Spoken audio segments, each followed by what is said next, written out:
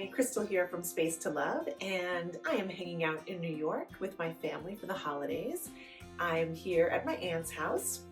We were making some fun dishes over this past week for the family. We made some homemade lasagna. I've never made lasagna before, and also stuffed mushrooms. This kitchen might look familiar. She did teach me how to make homemade pasta. I did film that video because we are trying not to lose the traditions in our family, and we feel like if we don't pass them down and we don't tell the younger generations, then they just get lost. So that's why I thought it would be fun to film that video. But during that time, I really wasn't looking in the cabinets, and did I help her organize? I'm not sure.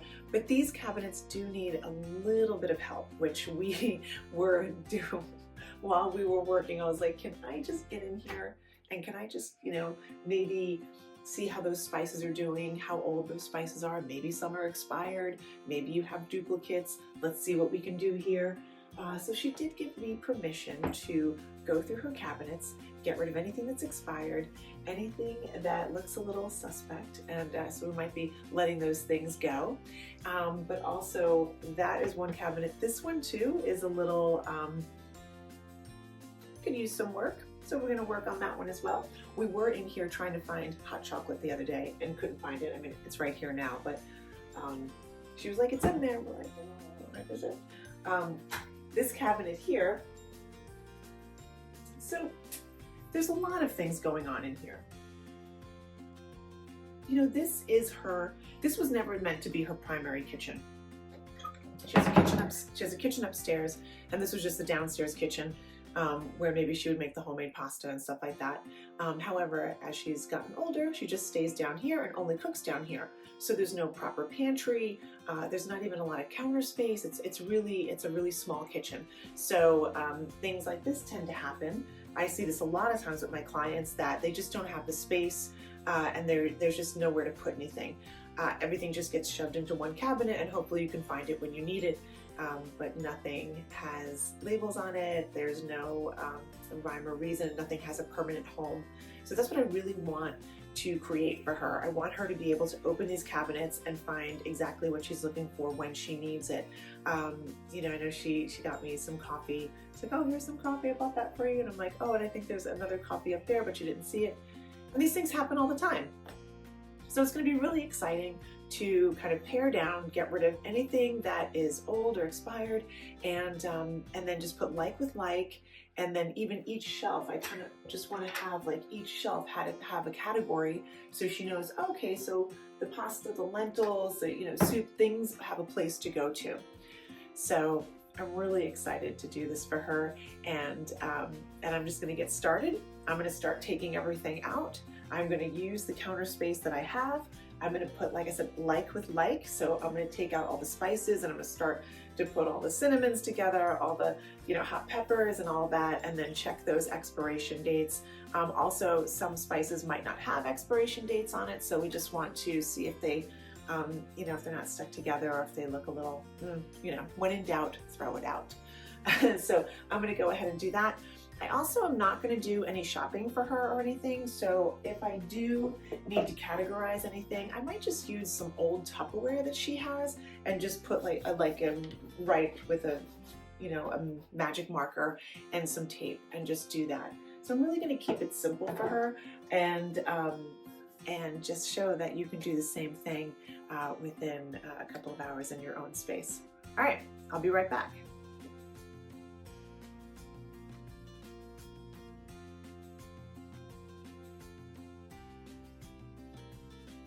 Okay, so as you can see, I took everything out. I did put, like with like, so I had, actually there was a bunch of oregano and these guys here, these are all old. So I'm gonna get rid of those, and that was my first category. Now I'm just gonna go into, there's like 2 paprikas. This one looks really old, so probably get rid of that, but we're gonna look at the expiration dates. And before I'm putting anything back, of course, I'm going to wipe down the shelves, clean it. I highly recommend always cleaning in between or before you put anything back, because in these spaces, usually the chances of you taking everything out and then cleaning it and putting it back in are highly unlikely. So I do that every time, and it really just always looks nice.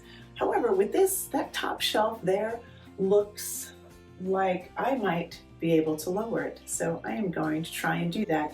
And if that's the case, that would be really exciting, because then it'll be a lot easier for my aunt to come in and grab things. So we can do maybe some spices here, lower this down, and then I can do these larger spices on the top, and then some other, these like cool, you know, the Italian coffee pots and stuff. Maybe those can go on the top shelf as well. So I'm gonna play around with that for a minute. Hi, okay, so we're back, and I finished going through all of the spices. Like I said, finishing up this cabinet here, and I think it worked out really well. I don't know if you have seen any of my other videos, and sometimes I'm like, oh, going through a spice cabinet and kind of figuring out, like, just having fun with seeing like the oldest date that you might find on one of the spice jars. And so with today, if you want to guess what the oldest date was today, well, this one happens to be from 2007. And this one, da, da, da, da, is actually from 1995. Which actually, I think the oldest one up to date has been 1997, so now 95 is the oldest spice I have found in the 11 years I have been organizing. Anyway, just a little game I play.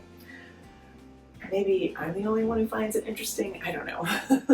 Okay, but anyway, so this is what it looks like now. So all of her spices that are up to date and the ones that she's using are on the second shelf. They're all in alphabetical order, so when she goes to look for something, she can easily find it. Lowering, yes, got to lower that top shelf. And so on the top, I just put all things like, you know, sweets like the honey, and there's more cinnamon up there, and sugar and molasses and things like that that, you know, she doesn't use very often. And then down here, salt, pepper, the bouillon cubes, things like that she's grabbing all the time, I put down on the bottom here. And you know, there's another thing with organizing. People always have like something, like one thing, like a lot of one thing. And you know, if I'm doing a bathroom, they might have a lot of shampoo and conditioner. So you have 5 bottles of shampoo and 6 bottles of conditioner, or you know, just over the top with something. And but it's always like everybody's always different.